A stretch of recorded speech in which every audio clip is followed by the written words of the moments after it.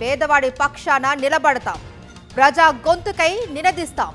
Voice of voiceless, తెలుగువారి మనస్సాక్షి సాక్షి TV. సాక్షి TV ప్రసారాల కోసం మీ స్థానిక కేబుల్ ఆపరేటర్ను వెంటనే సంప్రదించండి.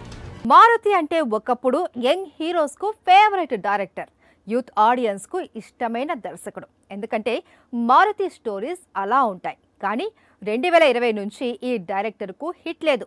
చేతిలో ఉన్న చిత్రం చాలా ఏళ్లుగా మేకింగ్ లో ఉంది. అందుకే నిర్మాతగా బిజీ కావాలని అనుకుంటున్నాడు. రాజాసాబ్ డైరెక్టర్ మారుతి గురించి కొత్తగా పరిచయం చేయాల్సిన పని లేదు. 3 ఏళ్లుగా రాజాసాబ్ తీస్తూ పాన్ ఇండియా ఫేమస్ డైరెక్టర్ అయ్యాడు మారుతి. రీసెంట్ గా రాజాసాబ్ మూవీని డిసెంబర్ లో రిలీజ్ చేస్తాను అన్నాడు. ఇప్పుడు సంక్రాంతికి పోస్ట్ పోన్ అంటూ హింట్ ఇస్తున్నాడు. రాజాసాబ్ తరువాత ఏంటి పరిస్థితి అంటే నిర్మాతగా కొనసాగుతాను అంటున్నాడట మారుతి. ఎందుకో తెలియదు కానీ కెరీర్ బిగినింగ్ నుంచి మారుతికి నిర్మాణం అంటే బాగా ఇంట్రెస్ట్. ఆ ఆసక్తితోనే కెరీర్ లో చాలా చిత్రాలు నిర్మించాడు.